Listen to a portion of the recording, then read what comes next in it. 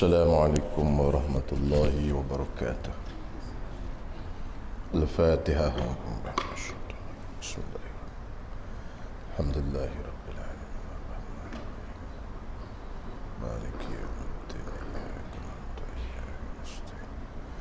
اهدنا الصراط المستقيم صراط الذين أنعمت عليهم غير المغضوب عليهم ولا الضالين. آمين. بسم الله الرحمن الرحيم. الحمد لله رب العالمين، والصلاة والسلام على أشرف الأنبياء والمرسلين وعلى آله وصحبه أجمعين. رب اشرح لي صدري ويسر لي أمري واحلل عقدة من لساني يفقه قولي. سبحانك لا علم لنا إلا ما علمتنا إنك أنت العليم الحكيم. اللهم أخرجنا من ظلمات الوهم وأكرمنا بنور الفهم وافتح علينا بمعارفة العلم وسهل أخلاقنا بالحلم واجعلنا ممن يستمعون القول فيتبعون أحسنه. اللهم اجعل أقوالنا وأفعالنا كلها خالصة لوجهك الكريم. الحمد لله رب العالمين. Alhamdulillah, segala puji dan syukur kita rafakkan kehadrat Allah Subhanahu Wa Taala pada pagi ini, dapat kita bertemu lagi. Mudah-mudahan pertemuan ini diberkati dan dirahmati oleh Allah Subhanahu Wa Taala. Terlihat kepada kitab pertama kita ini, Syairus Salikin, muka surat 161. Muka surat 161 kat tengah tu, bermula doa yang terlebih afdal dibaca pada hari Arafah itu, iaitu yang diriwayatkan daripada Nabi sallallahu alaihi wasallam dan daripada ulama yang soleh-soleh yang dahulu itu. Jadi hari ini kita masuk bincang doa yang kita nak baca di hari Arafah. Kenapa? Kerana doa pada hari Arafah ni antara doa yang makbul dan mustajab, doa yang afdal. Dalam satu riwayat disebutkan bahawasanya afdalud du'ai du'a'u Arafata. Seafdal doa ini adalah doa pada hari Arafah. Jadi kita nak banyakkan berdoa pada hari Arafah ketika wukuf di padang Arafah. Jadi antara doa yang elok kita bacanya pada wukuf di padang Arafah, yang diriwayatkan daripada Nabi dan ulama-ulama yang soleh, lalu dikumpulkan doa-doa ini, jadilah ni doanya, iaitu la ilaha illallah wahdah la syarikalah lahul mulku wa lahul hamdu yuhyi wa yumit wa huwa hayyun la yamut biyadihil khair wa huwa ala kulli syai'in qadir. Artinya, tiada Tuhan yang disembah dengan sebenarnya melainkan Allah, padahal esa ia Allah, yang tiada menyengetui baginya, dan baginya, bagi Allah, kerajaan, dan baginya, ya Allah, segala puji. Ialah yang menghidupkan, ialah Allah yang menghidupkan. Yuhyi itu, yuhyi itu maksud menghidupkan. Ialah yang mematikan, wa yumit, mematikan. Dan iaitu Allah yang hidup, wa huwa hayyun, iaitu yang hidup, la yamut, yang tiada mati. Allah ni hidup dan tidak ada mati. Ini Allah Ta'ala ni bersifat dengan penghidup, lalu Allah Ta'ala pun hidup. Dan nak takkid lagi tu, nak kuatkan lagi tu, hidup tu kekal selama-lamanya, tidak mati, iaitu la yamut. Beza dengan kita hidup, tapi hidup kita ni dengan mati. Biadihil khair, yang menjadikan dengan kedratnya akan segala kebajikan. Allah Ta'ala buat segala kebaikan di atas muka bumi ini Biyadihi dengan tangannya, ini dengan kudratnya. Itu yadi, tangan. Tapi kita khalaf, ulama-ulama khalaf terjemahkan tangan ini dengan kekuasaannya, dengan kudratnya, dengan kudrat Allah Ta'ala, yakni dengan sifat berkuasanya. Adapun salafus salih, mereka itu serahkan makna tangan itu kepada Allah Subhanahu wa Ta'ala. Okey. Jadi biadihi dengan tangannya, iaitu dengan kudratnya akan segala kebajikan. Allah Ta'ala jadikan dengan kudratnya akan segala kebajikan. Dan iaitu Allah yang kuasa atas menjadikan sesuatu. Allah Ta'ala lah yang maha berkuasa menjadikan sesuatu. Baik. Satu doa. Lagi doa lain lagi. Allahumma ja'al fi qalbi nura wa fi sam'i nura wa fi basari nura wa fi lisani nura. Artinya, hai Tuhanku, jadikan olehmu di dalam hatiku akan nur, yakni cahaya. Maksud cahaya di sini iaitu hidayat. Boleh juga ditakwilkan, ditafsirkan dengan hidayat. Ya Allah, jadikanlah dalam hatiku ni cahaya yang diumpamakan, jadikan dalam hatiku ini hidayat yang diumpamakan seperti cahaya.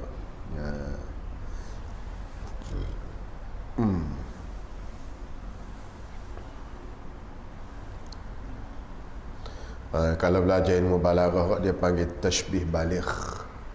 Tashbih apa? Baligh.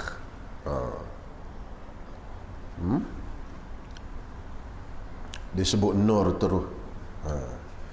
Kita katakan Muhammadun kal asadi fi syaja'ah.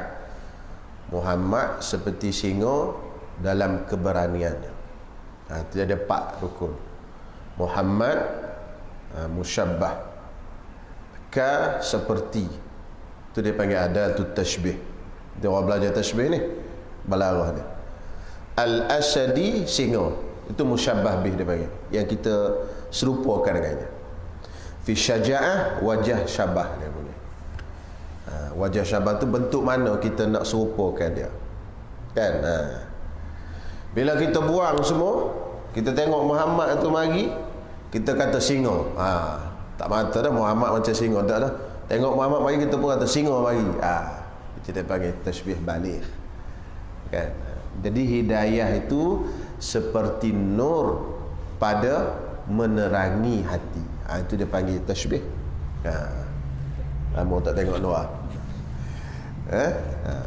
Jadi dia macam nur, seperti dalam menerangi hati. Jadi bila mari kita sebut nur saja tu, boleh kita panggil dia tashbih baligh. Itu ilmu balaghah lah. Kena belajar juga tu sikit-sikit. Banyak ilmu ni ya. Jadi Allah jadi kita minta, ya Allah, jadikanlah nur dalam hatiku. Nur itu maksudnya hidayat. Boleh juga kita maksudkan dia seperti hidayat yang ada dalam hati kita. Melayu pun cakap tashbih ni, kan? Melayu kata apa? Ayam jantan, ada kata. Ayam jantan ni apa dah? Berani tak? Tu ayam jantan mari dah, kata. Pada hamil mari, contoh kan? Dia tak kata dah hamil ni macam ayam jantan berani dah, dia kata ayam jantan mari dah. Itu dia panggil tashbih baligh. Sungguh-sungguh tu. Contohlah, kan?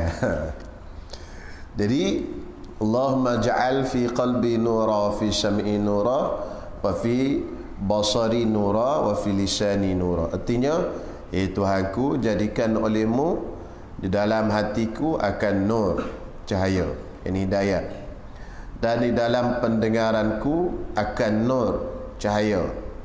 Dan dalam penglihatanku akan nur, jadikan pandangan dan penglihatanku itu bercahaya. Dan pada lidahku akan nur, lidahku pun ada cahaya, yakni ada hidayah. Ni molek ni doa ni. Ya Allah, telinga aku pun ada hidayah, tak nak dengar benda buruk-buruk. Mata aku pun ada hidayah, tak nak lihat benda buruk-buruk. benda haram. Dan lidahku ada cahaya, yang ni tak nak bercakap benda yang haram-haram, dosa-dosa dan sebagainya. Pendek doa ni. Amal selalu Kemudian lagi kita baca apa? Allahumma syrah li sadri wa yassir li amri. Artinya, hai Tuhanku, bukakan olehmu bagi hatiku dan mudahkan olehmu akan segala perbuatanku. Allahumma lakal hamdu kama taqul wa khairan mimma naqul. Artinya, hai Tuhanku, bagimu segala puji seperti yang engkau kata dan terlebih baik yang kami kata. Allahumma laka salati wa nusuki wa mahyaya wa mamati wa ilaika ma'abi wa ilaika thawabi. Artinya, hai Tuhanku, bagimu semayangku. Aku semayang ni kerana-Mu ya Allah, bukan kerana yang lain. Ini ayat ikhlas kita ni. Dan bagimu hajiku. Wa nusuki itu haji dia terjemah. Nusuk biasanya haji. Tapi boleh juga dengan terjemah umum, iaitu ibadatku. Nusuk diitlakkan juga di atas nama haji, dan juga kalau umumnya ibadat. Khudhu manasikakum. Nabi kata ambillah manasik, nusuk, ibadatmu. Tapi maksud di sini manasik iaitu haji. Khudhu manasikakum anni. Ambillah, pelajarilah ibadat hajimu itu daripada aku. Jadi nusuki di sini ada yang terjemah sebagai haji, dan juga ada setengah-setengah umum iaitu ibadat. Bagimu hajiku, dan juga boleh terjemah juga bagimu ibadatku, dan bagimu hidupku, dan bagimu matiku, dan kepadamu aku kembali, dan kepadamu sawabku, yakni kepadamu balasanku, pahalaku. Sawab mana pahala. Tulis terjemah sawab. Ya, ini kepadamu sawabku, yakni kepadamu aku minta pahalaku. Wa ilaika thawabi wa ilaika narju sawabi wa ilaika arju sawabi. Dan kepadamu aku minta pahalaku.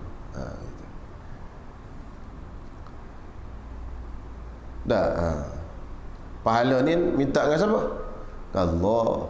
Boleh minta dengan manusia? Tak boleh. Manusia tak boleh bagi pahala. Pasal tu orang riak akhirat besok-besok, orang yang buat amal ibadat, dia nak tunjuk kat manusia. Di akhirat besok-besok, Allah Ta'ala kata macam mana? Kau pergi minta pahala dengan orang yang kau nak tunjuk tu. Bagi minta dengan dia? Tak boleh. 10 sen pun tak boleh nak bagi pahala apa. Dia pun minta pahala dengan Allah Ta'ala. Kita nak tunjuk kat siapa? Kita nak tunjuk kat siapa pahala kita? Tunjuk kat manusia. Dia tak boleh nak bagi pahala. Lepas tu buat amal tak sadar tunjuk kat orang. Nak cari keredaan Allah. Nak Allah sudah. Orang benci ke orang suka, tak ada memberi mudarat sikit abuk kat kita. Kan kita dah belajar dah. Kan? Bismillahilladzi la yadurru ma'asmihi syai'un fil ardi wala fis sama. La yadurru, tidak ada memberi mudarat. Syai'un, satu pun, fil ardi wala fis sama, di langit pun di bumi. Allah Ta'ala aja boleh memberi mudarat. Kau nak cari apa? Manusia tak payah tuntut apa-apa daripada manusia. Kan? Kita buat apa yang Allah Ta'ala redha kat kita, sudah. Orang benci ke, orang tak benci ke, kalau benci pun, siapa buat benci? Allah. Kalau suka pun, siapa yang buat orang suka? Allah. Kalau faham situ, sudah, tak ada masalah. Kan? Kalau kita buat baik dengan Allah Ta'ala, betul kita dengan redha Allah Ta'ala. Kalau orang benci juga, kita kena ingat siapa yang buat orang tu benci kat kita? Allah. Lepas tu kita pun kena kembali pada Allah lah. Pasal apa orang tu jadi benci? Allah Ta'ala nak angkat pahala. Pasal apa? Pasal benda yang menimpa kita, walaupun musibah tercucuk duri je, sikit je, Allah Ta'ala hapus pahala. Apatah lagi benda besar. Orang benci kita, orang marah kita, semua tu benda besar. Allah Ta'ala ni sayang kat kita. Katalah kita ni buat dosa. Tak, kita buat dosa.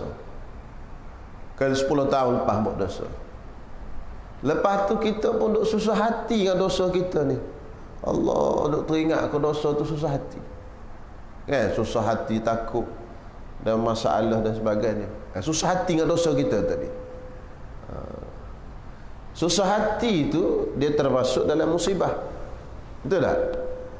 Betul tak? Susah hati, sakit kita kan. Sakit tu pun menghapus dosa. Tu banyaknya ruang Allah Ta'ala nak bagi kita hapus dosa. Allah susah hatinya. Kalaulah manusia tahu, kalaulah ada susah hati tu. Susah hati tu sakit. Mana-mana sakit yang Allah Ta'ala beri kepada kita, walaupun tercucuk jarum sekalipun, duri sekalipun, Allah Ta'ala hapus dosa. Apatah lagi sakit yang besar lagi. Sakit susah hati tu kira sakit je kau, walaupun tak kena jarum. Sakit cara dia. Nampak? Itulah maknanya ruang Allah Ta'ala nak bagi keampunan pada kita ni banyak. Itu kita kena minta ampun sentiasa. Okey? Allahumma inni a'udzubika min wasawisis sudur wa syatatil amri wa adzabil qabri. Artinya, hai Tuhanku, aku minta peliharakan dengan Dikau daripada was-was hati. Ya Allah, janganlah jadikan hatiku was-was. Was-was ni tak betul, tak tetap keyakinan dan sebagainya. Dan daripada bercerai-cerai perbuatan, syatatil amri, maknanya tidak bulat, tak kemah. Syatat mana berpisah-pisah, berpecah-pecah. Mana tak bulat urusan kita ni. Mana yakin tu tak kuat, tak ada keyakinan. Ya Allah, jangan jadikan aku ni tak ada keyakinan. Mana kan buat ni kan, kan buat ni. Syatatil amri, berpecah-pecah. Kita nak minta doa kat musuh macam itulah. Allahumma syattit amrahum, ya Allah, pecahkanlah urusan mereka. Kata wabaddid syamlahum, tu hizib apa tu? Hizib Nasar, Hizbun Nasr, Imam Abu Hasan Asy-Syadzili. Allahumma syattit syamlahum wa farriq jam'ahum. Syattit, pecahkan. Kita minta berlindung daripada pecah. Maknanya biar bulat betul. Bila kita nak buat pun begitu. Jangan duk jadi was-was duk main tak ada. Kat Kedah tak ada. Dia ada ayak Baik, seterusnya. Daripada bercerai-cerai perbuatan dan daripada seksa kubur, wa azabil qabri, dan azab kubur. Pendek je doa ni. Boleh kita amal, tak semestinya kita baca doa ni pada hari Arafah. Kita nak amal hari lain pun tak apa. Kan? Okey, lagi doanya, Allahumma inni a'udzubika min syarri ma yaliju fil laili wa min syarri ma yaliju fin nahar wa min syarri ma tahubu bihi riyah wa min syarri bawaiki ad-dahri. Artinya, hai Tuhanku, aku meminta peliharakan dengan Dikau daripada kejahatan yang masuk dalam malam, mana kejahatan yang turun, yang berlaku pada waktu malam, dan daripada kejahatan yang masuk dalam siang, ini kejahatan yang berlaku pada waktu siang, dan daripada kejahatan yang berhembus dengan dia oleh angin, kejahatan yang dibawa oleh angin. Wa min syarri ma tahubbu bihi riyah, kejahatan yang dibawa oleh angin. Tu. Apa benda tak tahu angin bawa kejahatan? Macam-macam kot ada angin bawa benda jahat. Nabi minta pelindung. Nyakit apa semua. Kalau belajar ilmu perubatan Islam ni, mungkin sihir dan sebagainya. Kan tak? Santau angin dan sebagainya. Ada dah Nabi ajar kita minta berlindung daripada wa min syarri ma tahubbu bihir riyah, daripada benda yang dibawa oleh angin. Tahubbu tu bertiup, ar-riyah angin. Siap dah. Kan, wa min syarri ma tahubbu bir-riyah wa min syarri bawaikid dahri, dan daripada kejahatan yang masuk membinasakan di di dalam tahun. Dahri itu tahun ni. Kejahatan yang masuk yang membinasakan, bawa ikid dahri yang membinasakan yang ada dalam tahun ini. Pasal tiap-tiap tahun Allah Ta'ala bawa turun bala. Dalam hadis Sahih Muslim, Nabi diriwayatkan bahawasanya Nabi kata dalam satu tahun, Sahih Muslim, dalam satu tahun ada satu hari yang Allah Ta'ala turun bala. Tidak ada yang turun pada waktu itu melainkan kena bala itu. Turun bala maknanya hari turun bala pada tahun itu, hari itu. Mana dia berpecah lah, bagi ikut hari. Ada satu hari Allah Ta'ala bawa turun ke bumi. Lalu sebab itu disuruh kita tutup makanan kita tu. Kalau hari itu kebetulan hari itu turun bala itu, makanan di rumah kita tak tutup, maka dia akan jatuh bala dalam tu dan kita makan akan menyebabkan penyakit dan mudarat pada diri kita. Sebab itu makanan di rumah bila waktu malam khususnya kita tutup. Kalau tak ada benda tutup pun, paling kurang kita ambil benda, walau an ta'ridu alaihi udan, walaupun kamu letak kayu atas tu, tutup kan, sebatang kayu cukup lah. Ambil senduk ke lintang ke atas tu pun okey dah.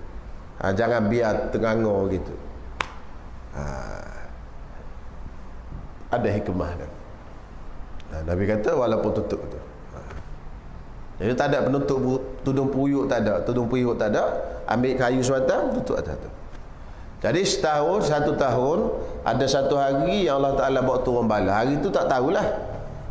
Itu yang mari orang kata tu hari Rabu terakhir bulan Safar tu. Tak ada hadis lah tu je. Kan? Jadi itu yang jadi mandi Safar tu. Tolak bala kata dia. Jadi ulama-ulama kita dulu ada juga yang berdoa pada hari Rabu terakhir bulan Safar, tapi tidaklah kata beria-ria sampai pergi mandi Safar, kan, pergi sungai apa semua, taklah. Doa cukup lah, kan. Tapi ada yang berpandangan begitulah, hari yang turun bala tu hari Rabu terakhir bulan Safar. Jadi orang-orang dulu mandi Safar pada hari Rabu tu, Rabu terakhir bulan Safar. Tapi Nabi SAW membatalkan akidah kepercayaan karut bulan Safar ni ada bala. La adwa wala tiarata wala hamata wala safar. Bulan Safar tak ada. Lalu Nabi nikahkan anaknya Sayyidatina Fatimah dengan Sayyidina Ali pada bulan Safar. Nak membatalkan amalan jahiliyah, adanya benda-benda karut, ada je benda-benda siap pada bulan Safar. Lalu Nabi nikahkan Fatimah dengan Ali pada bulan Safar. Orang dulu tak menikah. Bulan Safar ni kita tutup buku terus. Bulan Safar ni tak buat apa. Jadi ada satu tahun tu hari yang Allah Ta'ala buat turun bala. Cuma hari tu kita tak tahu hari apa. Hari tu kita tak tahu hari apa. Bila tak disebutlah dalam hadis. Cuma macam-macam yang berpandangan, antara pandangannya itulah hari Rabu terakhir bulan Safar. Jadi kita macam mana kalau kita nak berhati-hati, kita baca doa je lah hari Rabu terakhir bulan Safar tu, kan, tak payahlah pergi mandi-mandi Safar tu. Tapi dia pun tidak ada nas yang sahih. Cuma untuk berhati-hati, kan. Mungkin ada pengalaman orang tua ke apa ke. Jadi Rabu terakhir tu kita angkat doa, ya Allah jauhkanlah kami daripada bala. Sudahlah. Lagi mandi ramai-ramai pula, campur dengan perempuan pula, bukan nak tolak bala, lagi bala turun ada. Nah itu yang tak kena tu. Doa tak ada masalah. Kan? Sebab bila tempat kita rasa ada bahaya, kita doa ke Tuhan, tak ada masalah. Sangka ada bahaya, doa tak ada masalah. Macam kita kata tempat ni rasa macam ada hantu, ada jin kot, lama dah tinggal ni. Kita tak nampak pun jin. Nampak ada jin? Nampak? Seluar jin nampak seluar jin tadi kira. Tak nampak jin dah, tapi kita rasa macam ada jin. Kita pergi baca situ, baca ayat kursi apa semua. Salah ke? Tak salah. Macam tadilah kalau bulan Safar kan. Kita rasa macam mungkin kau ada turun bala ke bulan akhir Rabu terakhir pasal orang tua gitu. Kita doa ya Allah jauhkan bala, tak ada masalah. Jangan pergi buat benda haram tak boleh. Jadi maknanya amalan berdoa pada bulan Rabu terakhir bulan Safar tu tidaklah secara mutlak salah. Sebab tu Syekh Daud Fatani pun tulis dalam kitab dia Jam'ul Jawami'. Tidak mutlak salah taklah. Cuma gak yang jadi masalah dia jadi apa? Jadi tokok tambah. Macam amalan asal orang berdoa tepi laut ni.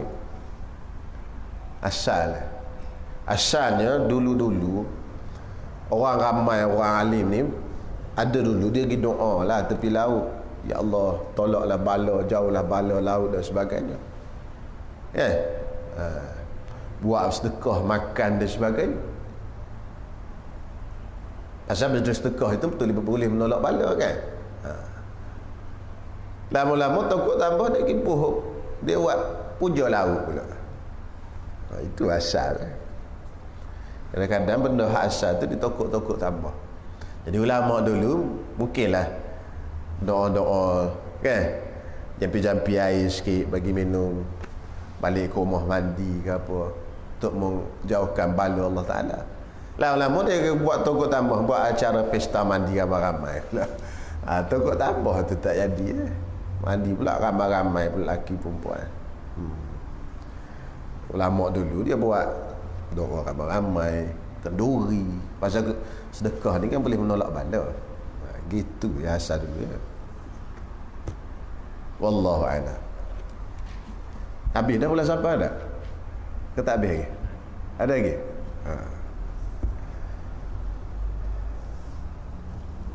Itu je lah.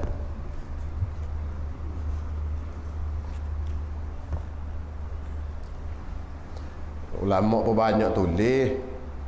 Dalam ulama-ulama ni bukannya jahil kan. Ulama ni buat kerja syirik tak. Dia pun alim juga, lebih alim daripada kita lagi. Dalam kitab Kanzun Najah was Surur ada bacaan-bacaan bulan Safar, Rabu terakhir tu sebagainya. Cuma bacaan tu je lah, tidaklah kata lebih sampai buat benda-benda karut. Itulah sebanyak benda kita ni tokok tambah. Dia tokok tambah asal. Gitulah macam doa ke semua kan, majlis-majlis tambah-tambah menjadi benda lain. Nambah tu jadi tak kena kan. Orang dulu satu lagi dia orang kerja tak banyak kan, ada majlis ni tambah ni, majlis ni buat itu, buat ini. Bila tambah-tambah tu macam selawat juga. Mula-mula okey lagi selawat kan, qasidah duduk. Bila lama-lama dia ada setengah-setengah tempat dia tambah, bukan setengah tempat tambah. Bang joget pula. Kan perempuan-perempuan pula. Itu jadi itu makna tambah sikit gitu ya. Dia tak kena. Dia berqasidah tu apa, tak ada masalah.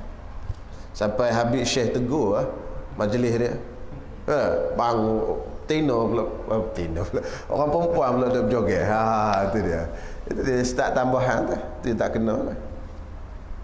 Ni kat mana ni? Buku surat apa? 39. Syahdan bermula misalnya. Bawa lagi. Syahdan bermula seorang yang ada sedikit dalam hatinya daripada riak. Riak ni apa benda? Buat amal nak tunjuk ke orang, nak suruh orang ada perhatian daripada orang, daripada makhluk.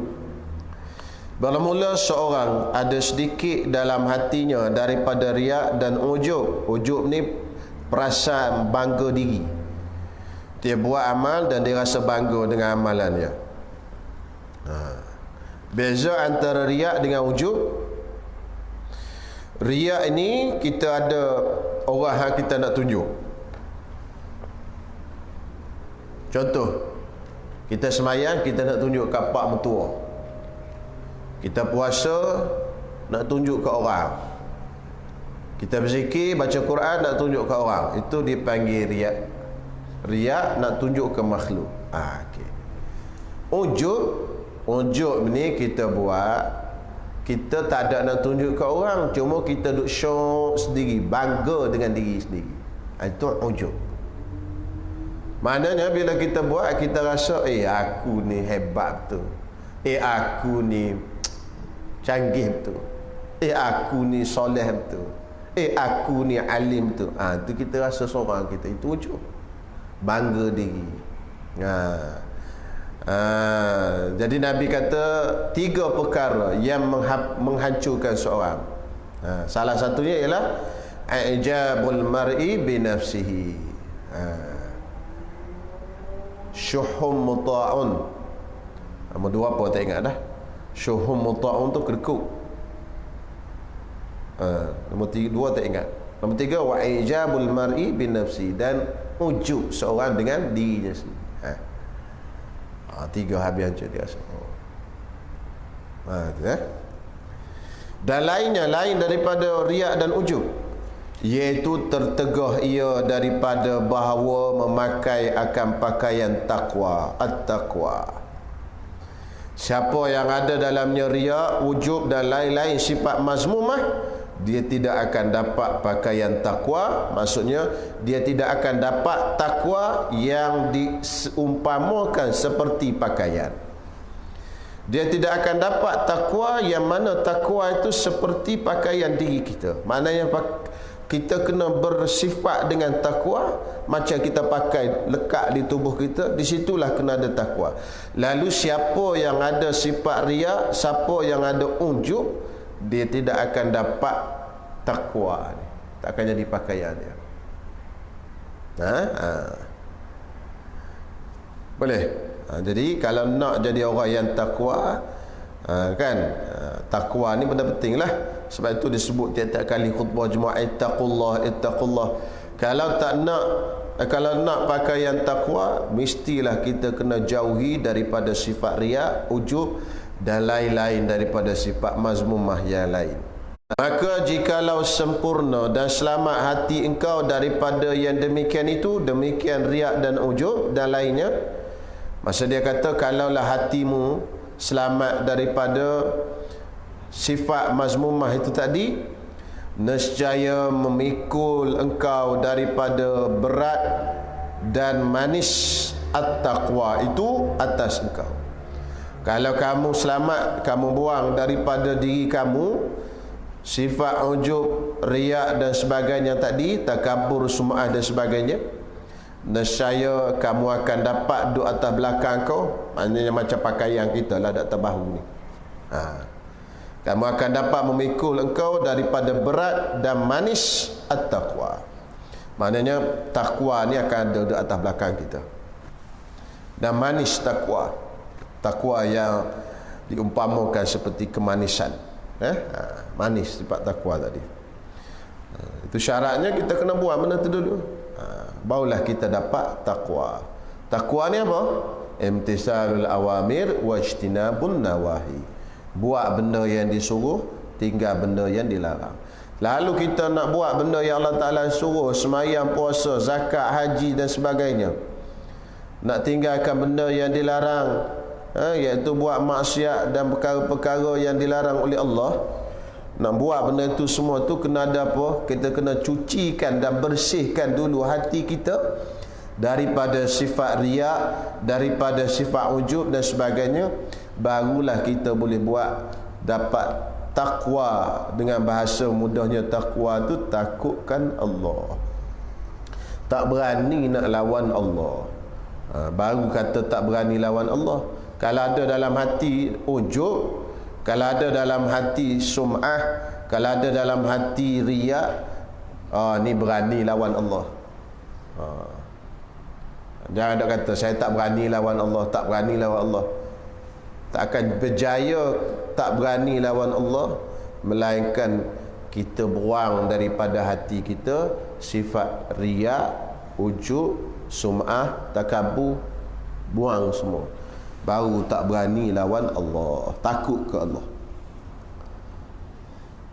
Maka barang siapa tiada mendapat ia akan manis dan suka berbuat taat dan ibadat, Siapa yang tak rasa manis, tak rasa suka berbuat ibadat dan taat, maka adalah yang demikian itu menunjuk atas sakit hatinya.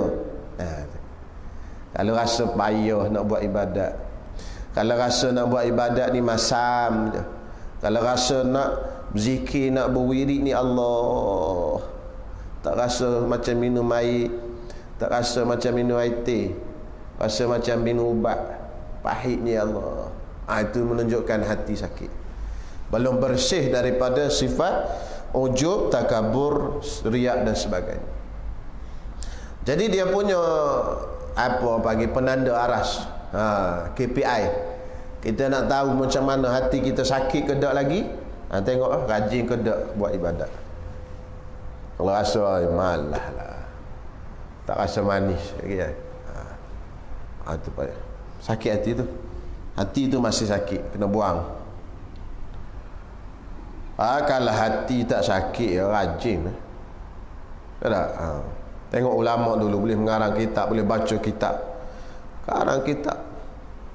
Pada tak ada komputer zaman tu. Imam Nawawi, orang bagi kitab Imam Nawawi tu dengan umur dia 46 tahun. Umur 46 tahun. Dibahagikan satu hari tu ratusan helai Imam Nawawi karang satu hari. Itu pun start daripada dia lahir sampai 46 tahun kira tu. Tapi dah lahir tu start karang terus ke tak? Karang tu start umur mungkin paling awal pun 15 kan. Itu dia panggil boleh buat dia dapat manis. Manis. Boleh buat macam-macam. Satu lagi Allah Ta'ala bagi masa berkat. Itu manis dan masa tu berkat. Sedikit hatinya daripada syahwat, sakit hatinya daripada syahwat dan nafsu. Maksudnya dalam hati dia ada syahwat dan dalam hati ada nafsu. Sungguhnya menanamkan Allah Subhanahu Wa Ta'ala akan syahwat itu sakit. Sungguhnya menamakan sebenarnya. Sungguhnya menanamkan dia dia tulis menanamkan tu kan, tukar. Menamakan Allah Subhanahu Wa Ta'ala akan syahwat itu sakit, seperti firman Allah Ta'ala dalam Quran, fayatma'u alladhi fi qalbihi maradun, yakni maka tamak ni syahwat lah, ingin. Tamak mereka itu yang ada dalam hati syahwat, yakni sakit. Marad, tamak mereka itu yang ada dalam hati mereka itu syahwat. Apa syahwat ni? Marad tu syahwat. Marad itu dengan bahasa dia sakit, tapi maksud di sini syahwat. Sebab itu Allah Ta'ala namakan syahwat ini sebagai sakit. Murad di sini, marad sakit di sini, muradnya syahwat. Tapi Allah Ta'ala namakan syahwat di sini dengan perkataan maradun. Maradun tu sakit. Ini menunjukkan bahawasanya syahwat ni setengah daripada penyakit hati. Penyakit yang susah nak diubati. Penyakit zahir senang, pergi jumpa doktor. Betul?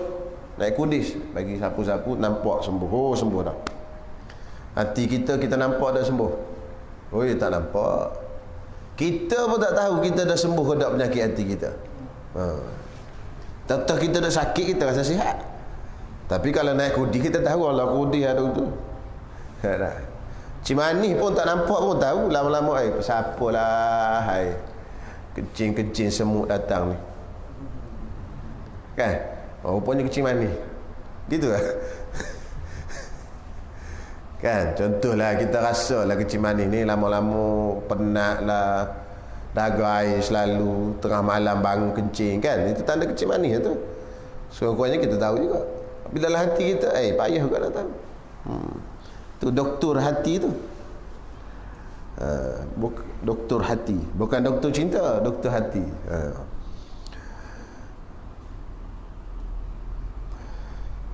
Dan seorang yang sakit, seorang yang ada sakit pada hatinya adalah ubatnya atas dua jalan. Ubatnya ada dua. Apa ubatnya? Itu sambung kuliah akan datang. Itu cara nak ubat hatinya ada dua. Satunya apa?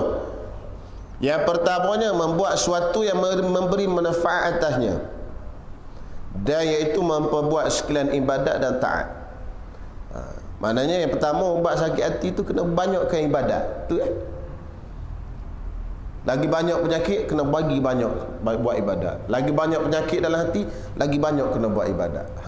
Itu dia. Itu pertama dia punya ubat.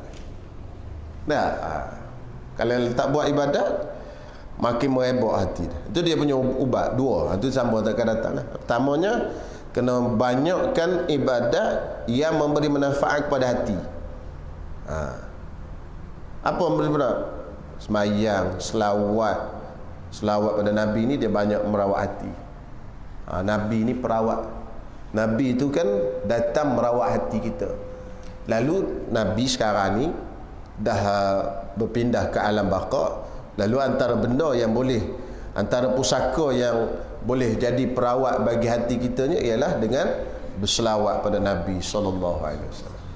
Itu kena banyak selawat ni. Siapa yang selawat ke Nabi banyak-banyak, insya-Allah Allah Ta'ala beri kepada hati dia yang bersih, hati dia. Jadi sebab itu ulama-ulama tasawuf kata, bila tidak ada lagi guru mursyid, maka selawatlah yang menjadi mursyid kepadanya. Bila tidak ada lagi guru mursyid, tidak ada lagi, maknanya zaman tu dah tak ada guru mursyid, ataupun dia belum jumpa lagi. Dua. Maka selawat kepada Nabi lah guru mursyid dia. Jadi Syekh Abdul Qadir Al-Mandili, pada ijtihad dan pandangan dia, dah tak ada guru mursyid di zaman ni. Lalu anak-anak murid dia suruh beramal dengan zikir-zikir dengan selawat banyak. Itu antara pandangan Syekh Abdul Qadir Mandili lah. Tapi kalau syekh-syekh tarikat dan ulama-ulama tarikat, pandangan mereka lain pula, kan? Pandangan mereka sampai ke hari kiamat tidak akan habis guru mursyid. Sampai ke zaman Nabi Isa turun, akan ada guru mursyid, mana guru yang membimbing rohani. Tak ada masalah lah, itu khilaf, pulang masing-masing. Tapi mana nak cerita selawat tu penting. Dia boleh merawat hati kita. Ketika mana doktor hati ni, guru mursyid ni tak ada. Tu kena banyak selawat lah. Boleh 100 ke, kalau rasa rajin 200, kalau rajin lagi 300, rajin lagi 12,000. Ulama-ulama 12,000 sehari dia selawat. Tak ada, dia selawat sikit. Selawat sikit ni kita ya, tak jadi ulama lagi. Kalau jadi ulama tak selawat banyak. Okay? Wallahu a'lam.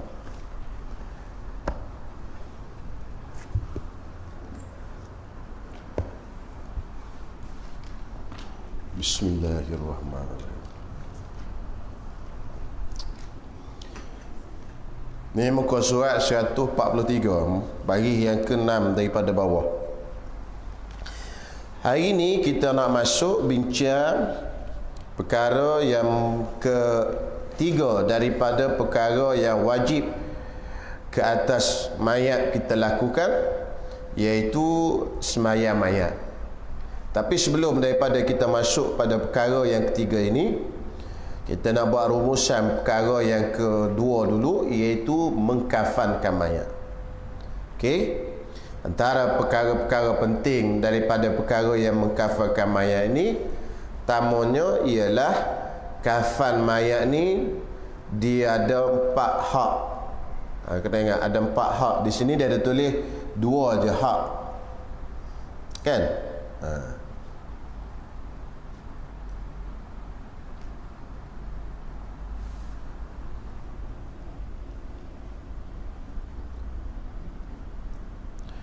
Itulah jua yang wajib atas kita bagi Allah Ta'ala, kan? Yang menutup auratnya, itulah jua yang wajib atas kita bagi hak Allah Ta'ala.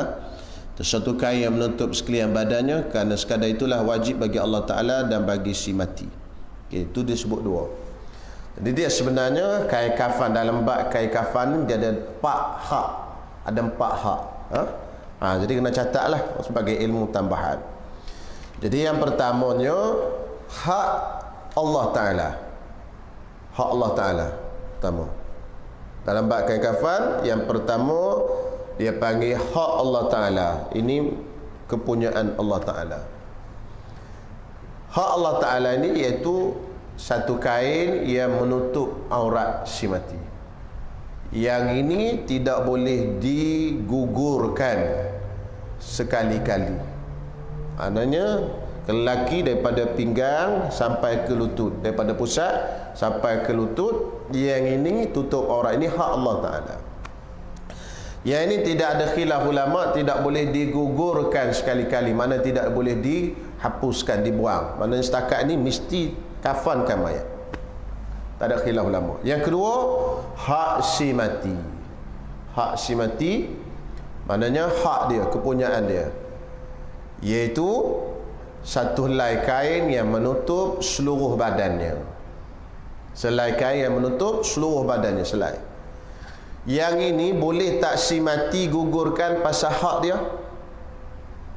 Maka khilaf di antara Ibnu Hajar dengan Ramli.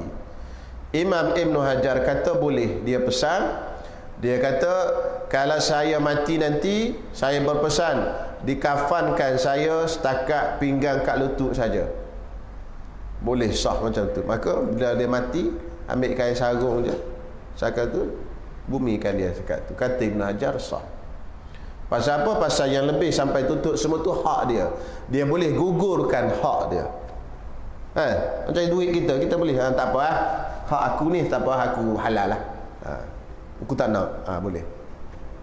Tapi kata Imam Ramli tak boleh, pasal tidak ada adab dan menjatuhkan maruah mayat dikebumikan dengan tidak menutup seluruh badannya.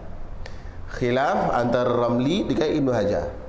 Boleh tak mayat wasiat supaya dikafankan sampai tutup aurat saja? Perempuan tak ada masalah lah, tutup aurat dia muka je lah kan, tutup muka tu sikit je lah, tutup pun tak ada masalah. Lelaki. Jadi Imam Ramli kata tak boleh. Kalau dia kata dia wasiat macam tu pun tak jadi.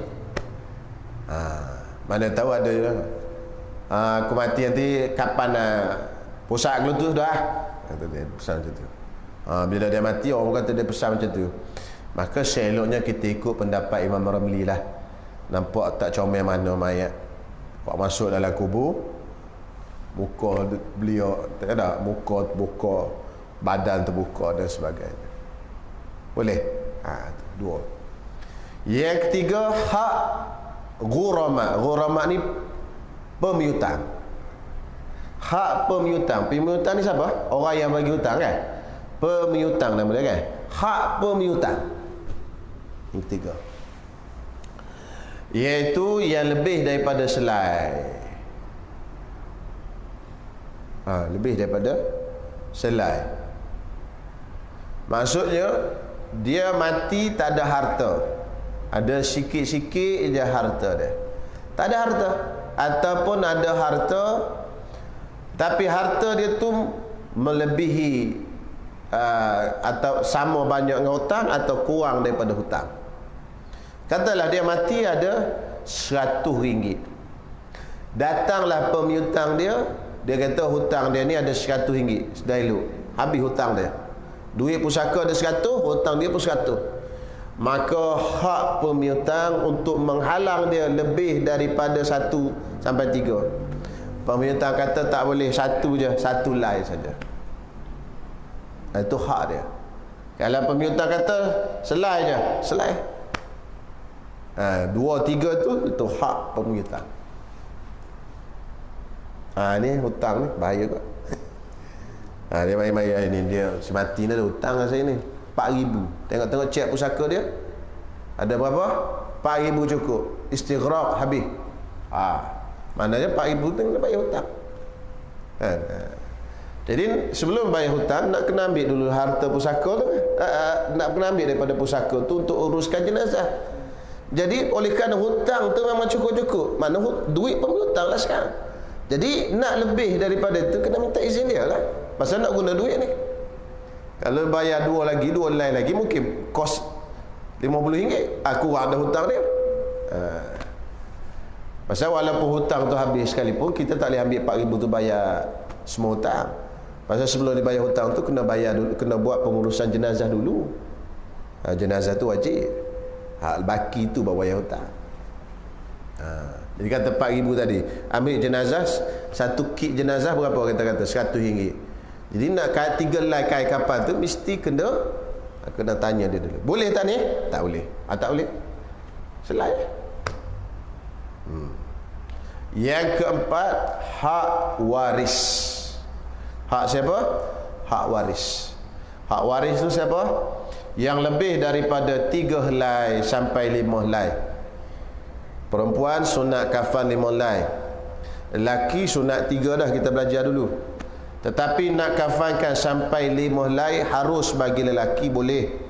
Harus sunat bagi perempuan sampai 5 helai. Tetapi dengan syarat mendapat kebenaran ahli waris. Tu hak waris lebih daripada 3 helai.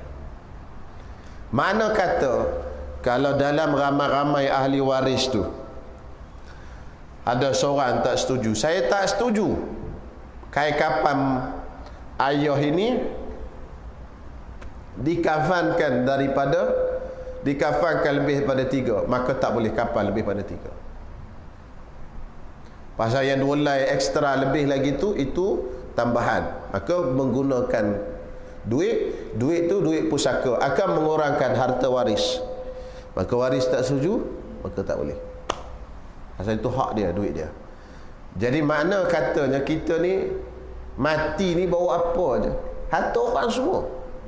Nak lebih pada 3 pun tak boleh. Ya Allah. Kalau dalam waris tu ada kanak-kanak, memang tak boleh. Tak minta kebenaran ke tak minta pun tak boleh. Mesti kena ambil duit lain kan nak tambah lebih pada 3. Pasal budak tu tak boleh bagi kebenaran. Dia mahjurun alih, dia panggil hajar. Kalau belajar dalam kitab bab muamalah, dia panggil mahjur, orang yang ditahan daripada menguruskan harta dia. Tasarruf harta dia tak boleh. Dia tak boleh kata okey halal, mana boleh halal budak. Satu budak tak boleh jual beli. Cuma Imam Nawawi kata hak kecil-kecil boleh lah, beli nasi kat kantin boleh lah tu. Tapi nak beli kereta mana sah? Ya, saya nak beli kereta. Umur berapa ni dia? Baru 9 tahun. Oi. Kereta mainan boleh lah. Kan? Tak boleh. Pasal dia syarat dia orang mahjurun alaih, dia tak boleh. Tu duit raya tu masalah tu.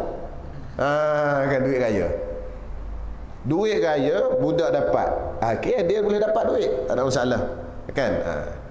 Walaupun sepatutnya duit itu diberi kepada bapa, pasal dia pun tak boleh menerima, wali dia terima. Tapi tak apalah, uruf kita bagi ke budak. Okey, dia terima duit dia. Tapi nak guna duit dia, lagu mana nak guna duit dia? Nak guna duit dia, kita nak ambil duit dia, nak beli sport car kita, spoiler dan sebagainya. Mana boleh? Budak dia tak boleh kata okey ayah beres. Tak boleh, pasal dia mahjur. Duit dia tu tak boleh digunakan melainkan untuk dia saja. Untuk kita tak boleh. Untuk beli susu dia, untuk beli baju sekolah dia, untuk beli kelengkapan makan minum dia, tak apa.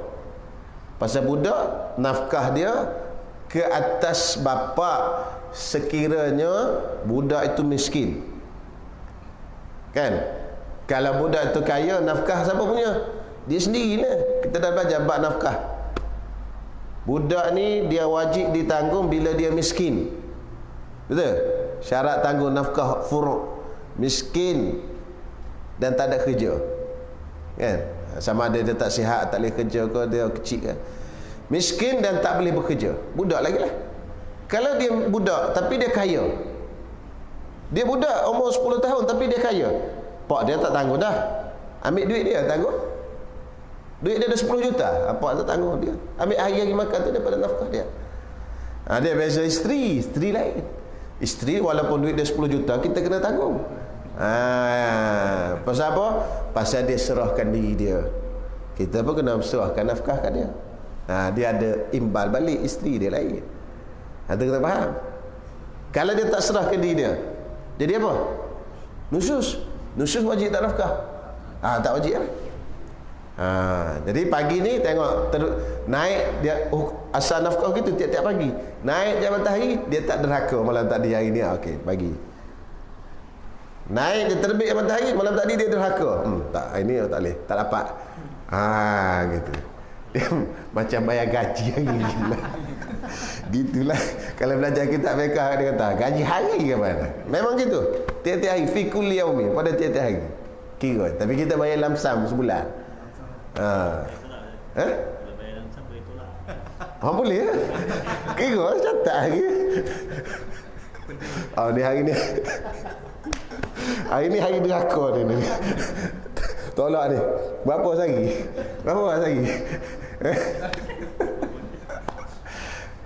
Gitu nafkah bini. Okey. Jadi balik pada tadi. Balik pada duit raya anak tadi, dia tak boleh pasal apa? Pasal duit dia. Itu. Untuk dia je boleh, untuk kita tak boleh. Anda kena faham. Untuk khusus untuk dia lah, untuk manfaat dia. Kalau benda tu manfaat bersama, boleh. Contoh pasal ekor dalam bilik dia, tapi kita tidur sekali. Tak apa. Itu panjanglah ceritanya. Baik. Jadi hak waris yang keempatnya itu kain kafan. Kemudian kain kafan ini sumbernya diambil daripada mana? Makhaz dia bagi sumbernya diambil daripada harta pusaka, melainkan isteri diambil daripada harta suami. Gitu. Suami kena tanggung nafkah sampai ke mati. Jadi kain kafan isteri itu ditanggung oleh suami. Yang lain kita tak ada siapa tanggung lah, kita sendiri kan. Jadi isteri kita kalau meninggal dia dulu, kita kena tanggung kain nafkah dia. Kain nafkah pula, kain kafan dia. Kain nafkah tu benar. Boleh. Itu selesai.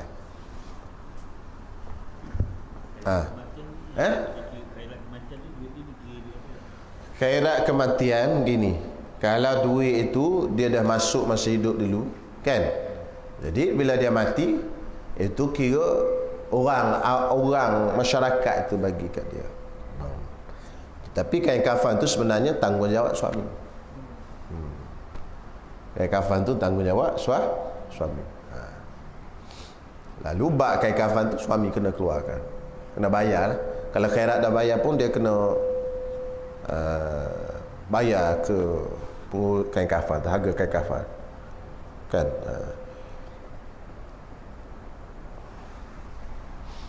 Tanggungan suami kain kafan isteri. Hukum asal. Jadi kalau khairat dah bayar,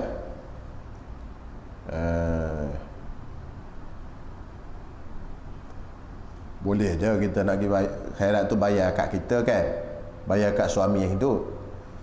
Jadi khairat dibayar kat kita, kita ambil duit kita lah, sebahagian duit kita untuk urus kain kafan tu. Hak khairat tu guna untuk benda lain, kan? Tak ada masalah. Dia kalau ikut susunan khairat tu, dia masuk orang Islam bantu, kan? Orang Islam bantu. Dia orang Islam ni dia punya peringkat hak nombor 4, nombor 5 dah. Mula-mula kalau kita orang lelaki ni, kain kafan dia ambil daripada harta pusaka kita. Kemudian daripada orang yang wajib nafkah ke atas kita. Kalau isteri, suamilah. Kemudian daripada orang kaya. Mana kalau tak ada duit juga, orang kaya. Orang kaya tempatan. Kalau tak ada juga, bawa daripada Baitul Mal. Jadi itu susunan cara dia. Baik, kita masuk dan mana tadi? Dan sekurang-kurang semayang atas mayat itu bahawa diniatkan semayang. Niat semayang, sahaja aku semayang. Okey, satu. Niat semayang, itu satu. Allah, sahaja aku semayang. Dan fardu yang mutlak, dua. Sahaja aku semayang, sahaja aku semayang fardu. Gitu. Fardu mutlak tu fardu sahaja. Dan jika tiada disebutkan kifayah, walaupun sekalipun, Jika tak disebutkan fardu kifayah, sebut fardu pun sah dah. Sahaja aku semayang, satu. Nombor dua, fardu mutlak. Fardu saja pun sah dah. Sahaja aku semayang, fardu. Kalau nak elok lagi, fardu kifayah. Sahaja aku semayang, fardu kifayah. Okey, dua perkara kena ada dalam niat. Dan ditakyinkan dengan hadir. Ditentukan dengan hadir. Kalau mayat hadir, mayat ada depan. Hadir itu makna depan. Atau ghaib, ataupun mayat tak ada depan. Sekira-kira berbeza ia daripada yang lain. Ya, maknanya sekira-kira berbeza mayat di depan dan mayat ghaib. Kalau mayat di depan, kita kata apa? Mayat ini. Kalau mayat ghaib, kita kata mayat di sana. Contoh. Ada beza lah. Gitu. Jadilah. Jadi 3. Sahaja aku semayang, 1. Nombor 2 apa? Nombor 2 tadi. Fardu, 2. Walaupun sekadar fardu, tak sebut kifayah pun tak apa dah. Sahaja aku semayang, 1. Nombor 2, fardu. Nombor 3, ta'yin. Sahaja aku semayang fardu atas mayat ni. Habis lah. Hak comelnya, sahaja aku semayang fardu kifayah atas mayat ini lelaki. Kan Allah Ta'ala. Mayat lelaki ni, ini hadir hadapan. Kalau ghaib, mayat lelaki sana. Biar beza antara hadir dengan ghaib. Hadir depan, ghaib jauh. Semayang ghaib. Okey? 3 tu habis lah. Selesai dah lah. Habis tu panjang sangat takbir. Allah. Susah dia tu. Payah tak panjang. Sahaja aku semayang atas ini mayat lelaki yang hadir ini. Fardu kifayah. 4 takbir. Oh, masuk belakang. Memang panjang. Memang Allah. Tak habis lah. Kan tak? Kalau kita pula jenis gelak hati pula lambat masuk. Lagi lah. Tu je lah, 3 tu je. Qasad. Ta'arud nak mana ta'arud? Qasad saja aku semayang. Ta'arud fardu tu. Ta'yin. Mayat ini. Mayat sana. Cukup qasad ta'arud ta'yin dia semayang kan? Niat semayang. Apa kepayahnya? Nak belajar dah qasad, ta'arud, ta'yin. Tu je. 4 takbir apa semua tu sunat belaka tu. Aduh, dah kita tak boleh ke tak sah lah. Orang boleh lah. Okey. Qasad, ta'arud, ta'yin. Okey. Selesai. Seperti bahawa misal dia kata, seperti bahawa ia niatkan aku sembahyang atas mayat yang hadir fardu kifayah 4 takbir kerana Allah. Itu hak panjang lah. Kan 4 takbir apa semua tak wajib. Qasad saja aku semayang. Ta'yin fardu. Cukup lah. Fardu kifayah lagi elok. Pada ta'yin atas mayat ini. Sudah selesai. 4 takbir kan Allah Ta'ala tu semua sunat belaka. Dan niat itu tak dapat tiada. Niat itu mesti tak dapat tiada, mesti dimuqaranahkan, disertakan dengan takbiratul ihram. Maksudnya kena masuk dalam takbiratul ihram. Iaitu iaitu takbiratul ihram tu. Kata seorang yang semayang Allahu Akbar. Itu takbiratul ihram. Allahu Akbar. Jadi masa takbir itu ingatlah dalam hatinya, sahaja aku semayang fardu atas mayat ini. Tak boleh laki perempuan, tak apa dah mayat depan ni. Tentu dah mayat tu, laki perempuan tak penting. Mayat tu kita semayang, laki tak laki perempuan tak ada masalah. Kalau kita tak tahu masa nak semayang nanti nak guna dhamir apa? Guna dhamir laki. Tak ada masalah. Allahumma ighfir lahu warhamhu. Ataupun kita tahu tapi tak reti nak tukar, Allahumma ighfir lahu, tak ada masalah, sah. Dia kan an-nisa'u syaqaiqur rijal. Perempuan itu sebahagian daripada lelaki. Tapi kalau kita tahu tu lelaki, tak boleh guna perempuan. Allahumma ighfir laha warhamha, tak boleh. Tapi kalau kita tahu dia tu perempuan, kita guna yang lelaki boleh. Tengok orang sebelah baca Allahumma ighfir lahu warhamhu. Masa tu diam sudah. Kita tegur, perempuan lah. Boleh, dia kata. Engkau tak mengaji, kata. Susah kita pula. Dia begitu. Boleh guna yang lelaki. Kalau kita tak tahu tu, tak tahu mayat apa, guna lelaki. Tahu tapi tak boleh nak tukar, tak belajar lagi besar, tak lancar hak lelaki je. Allahumma ighfir lahu warhamhu je. Lelaki pun maghfir lahu, perempuan pun maghfir lahu. Boleh, tak ada masalah. Cuma kat kita lah kan, orang dengar kat orang kata tak pandai ni sebenarnya. Kan? Boleh. Padahal ia berdiri. Masa berdiri tu Allah takbir itu masa berdiri. Dan syarat berdiri itu bagi orang yang kuasa, bagi orang yang mampu lah. Kuasa tu mana mampu. Bagi yang kuasa berdiri, yang mampu berdiri. Sama macam sembahyang biasa. Dan membaca Fatihah. Kemudian baca Fatihah. Dan jika tiada dapat membaca Fatihah, kalau tak baca, tak boleh, dia tak erti baca Fatihah, maka membacakan 7 ayat sekadar Fatihah. Baca ayat 7 ayat yang lain. Dia ingat ayat Quran lain, tapi Fatihah dia tak ingat. Jadi carilah ayat Quran lain 7 ayat sama macam Fatihah. Atau tasbih. Ataupun dia tak boleh juga baca 7 ayat, dia baca tasbih. Maka jika tiada dapat, maka berdiri sekadarnya. Kalau tak boleh juga baca Fatihah, berdiri je lah. Berdiri, tak payah baca apa-apa, sekadar membaca Fatihah. Kalau orang baca Fatihah tu selama mana? Biasanya dalam 22 saat, 23 saat. Lalu dia berdirilah kadar itu untuk baca Fatihah. Tapi dia tak baca lah, pasal dia tak boleh nak baca. Dia tak boleh baca Fatihah. Dan memadai yang apa benda tu?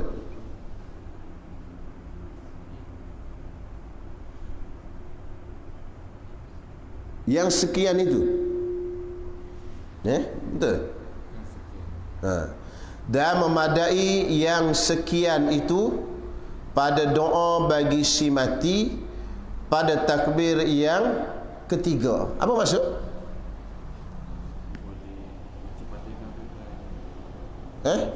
Dan memadai yang sekian itu pada doa bagi si mati pada takbir yang ketiga.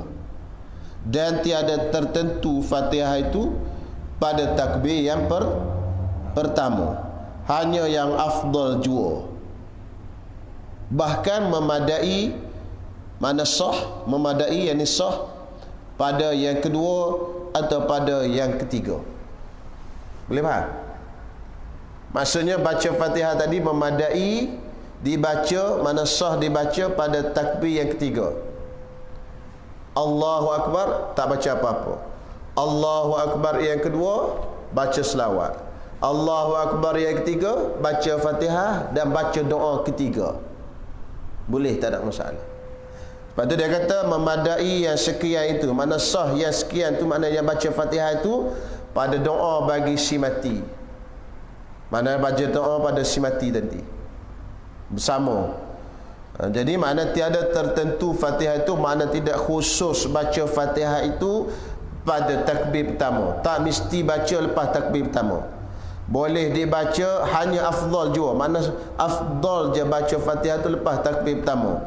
Boleh dibaca, bahkan memadai, maknanya sah dibaca Fatihah itu pada takbir kedua atau pada takbir ketiga. Boleh baca belakang. Nak buat lain sikit kali ni sebenarnya Allahu Akbar, Allahu Akbar tu dia tak baca Fatihah tu imam dia kata. Tak ada masalah, sah. Gitu. Boleh. Bersalahan selawat dan doa. Selawat dan doa doa bagi si mati, maka tertentu, mana khusus, tertentu ini khusus pada tempatnya. Tu kena baca pada tempat dia. Selawat tempat dia mana? Lepas takbir kedua. Doa lepas takbir ketiga. Itu kena khusus. Adapun Fatihah boleh baca mana-mana. Tak nak baca pertama apa boleh, baca kedua, baca ketiga apa boleh, tak ada masalah. Itu dia.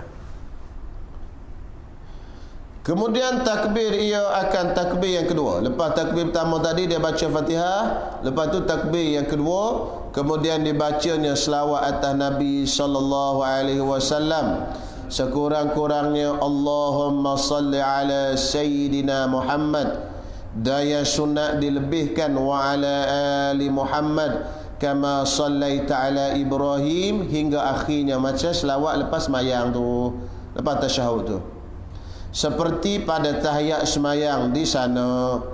Dan fasal arkanus salah, pasal arkanus salah di sana, mana di belakang yang kita dah belajar tadi dulu.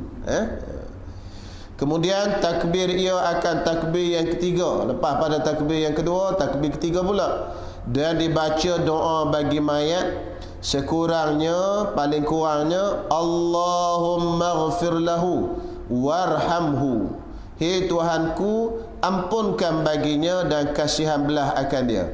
Dan akmal, sempurna, dan yang akmal dan yang paling sempurna, yakni yang terlebih sempurna daripadanya, daripada Allahumma ghfir lahu warhamhu sahaja, itu Allahumma ghfir lahu, hei Tuhanku, ampunkan baginya akan dosanya, warhamhu, dan kasihanlah akan dia, wa'afihi, dan jauhkan daripadanya tiap-tiap suatu yang dibencinya, wa'afu anhu, dan ampunkan daripadanya segala dosanya, wa akrim nuzulahu, dan muliakan barang yang disediakan baginya, yang disediakan tu baca baginya tu, yang disiakan kan, tak ada dal, tambah dal, yang disediakan baginya. Wa akrim nuzulahu, dan muliakan barang yang disediakan baginya, wa wasi' madkhalahu, dan luaskanlah kuburnya, waghsilhu bil ma'i was salji wal barad, dan mandikan dia dengan air dan salji, iaitu air embung. Salji itu bahasa Arab, kita pun Melayu panggil salji juga, yang beku, dan wal barad iaitu manik. Manik bacanya manik, tahu manik, manit, apa nama manik? Oh, susah. Barat tu manit.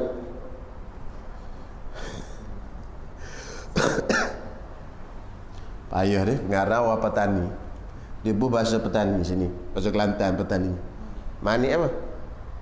Hujan manik. Hujan batu. Orang Kelantan panggil hujan manik, hujan manik, hujan batu. Mana? Dan air dan manik iaitu hujan batu. Barat tu hujan batu. Situ. Dia Kelantan dulu kalau hujan batu suka. Hujan manik kata dia. Ambil simpan. Dalam air sirap. Dulu kan mana ada peti ais. Tu. Kan? Orang kampung dulu kan mana peti ais. Ustaz peti ais ni dah besar dah jumpa. Nak beli, nak minum air, minum air batu, pergi beli air batu 4 segi. Buku dengan surat khabar. Allah. Sempat Mas sempat? Oh, sempat Sempat tak? Tak sempat dah. Masuk dah habuk kayu air batu tu. Sekam kayu tu. Masuk dalam tu. Supaya tak cepat cair. Itu dia punya protection dia. Tak ada peti air, tak ada kat kampung. Dia orang kedai-kedai runcit ni pergi beli kat bekan sikit, buat balik masuk dalam sekam kayu tu. Lepas tu duduk, esok cair habis 10 sen 20 sen lah. Bulan puasa pergi beli, kadang potong doa digaji. Nak beli sepatu tu besar sangat, dia 4 segi panjang tu. Jadi nak save bajet kan, beli separuh 20 sen, potong dua dengan gaji. Allah, kenangan zaman dulu generasi Y ni tak rasa. Tu WeChat. Ya Allah, suka dulu. Tu hujan batu dia panggil, hujan manik. Dan yang dikehendaknya Ya, maksudnya bersihkanlah dia dengan air dan salji dan air hujan batu ni. Apa maksudnya? Turun air hujan batu ke atas mayat ni? Tak. Yang dikendaknya menyucikan dia daripada segala dosanya. Maksud basuh dengan air biasa, bersih dah. Lepas tu kalau ada karat-karat lagi, basuh lagi dengan air salji, air batu. Maknanya dosa tu panas pun macam kena, ibarat macam kena air salji, air batu, sejuk daripada dosa. Tu maksud ayat tu, bukan kata nak suruh turun air hujan batu ke atas mayat tu. Tak. Maksudnya ayat ni iaitu bersihkan dia daripada dosa. Sifat dosa ni kotor, jadi bersih dengan air biasa. Sifat dosa ni panas, bersih kena dengan air salji dan juga dengan air batu, air manik tadi. Wa naqihi minal khataya, dan sucikan dia daripada segala kesalahan. Dan katanya wa naqihi minal khataya, kenyataan bagi makna waghsilhu. Jadi mandikan dia dengan air biasa dan air salji dan air batu tadi itu ditafsirkan dengan ayat ni. Itu tafsir ni. Wa naqihi minal khataya, iaitu sucikan dia daripada segala dosa dan kesalahan. Kama yunaqqa, seperti disucikan as-saubul abyad, baju kain yang putih, minad danas, daripada segala kotor. Jadi maknanya bersihkan dia daripada kain kotor tu. Kain kotor putih pula, mana bersih sungguh-sungguh lah. Kalau kain ni kalau warna kelabu gini, kita bersih sikit-sikit pun dah bersih dah. Tapi kain putih memang kena bersih betul. Gitu maksudnya, bersih sungguh-sungguh. Wa abdilhu, dan gantikan baginya daran, tempat kediaman, khairan min darihi, yang lebih baik daripada tempat kediamannya pada dunia. Wa ahlan khairan min ahlihi, dan keluarga yang lebih baik daripada keluarganya. Keluarga ni maknanya ganti sifat. Kena ada perumah ganti betul.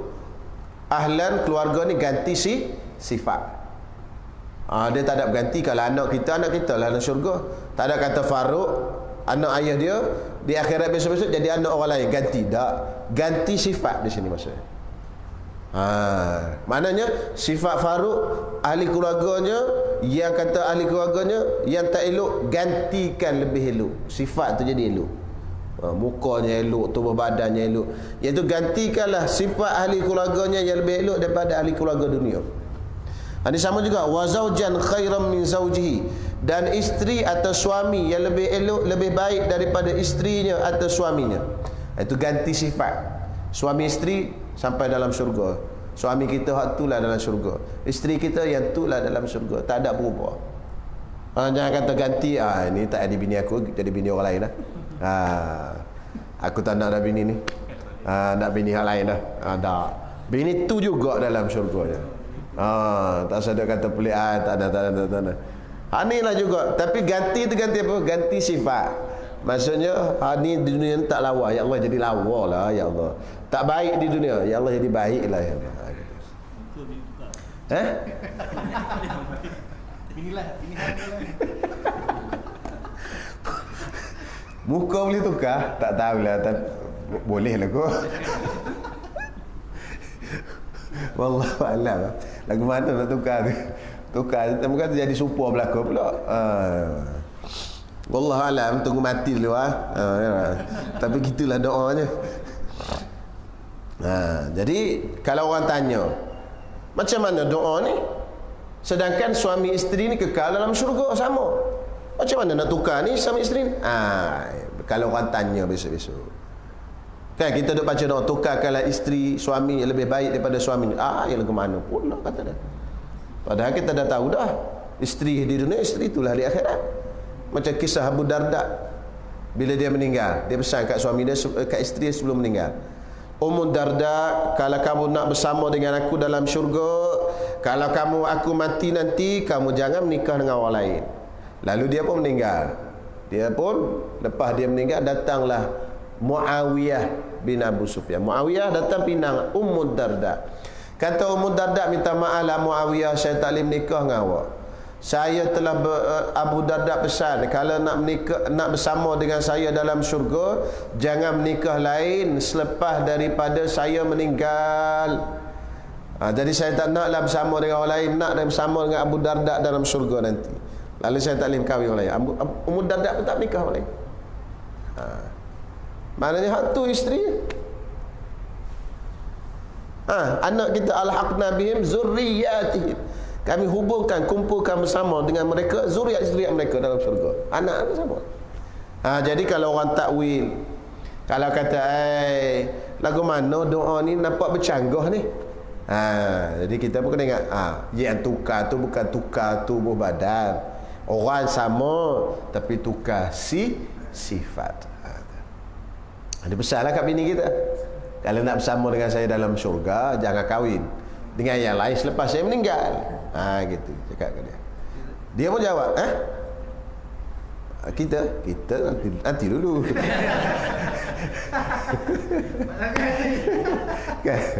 Kita besarkan isteri kita gitu. Kalau nak bersama dengan saya dalam syurga, jangan menikah dengan isteri, dengan suami yang lain selepas saya mati nanti. Kata. Baru dapat bersama dengan saya dalam syurga.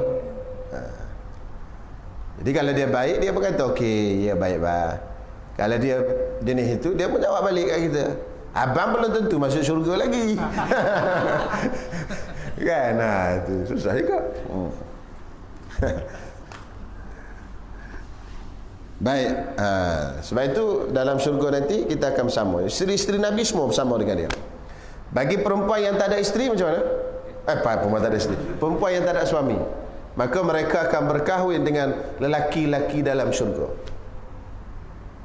Contoh Maryam tak ada suami kan?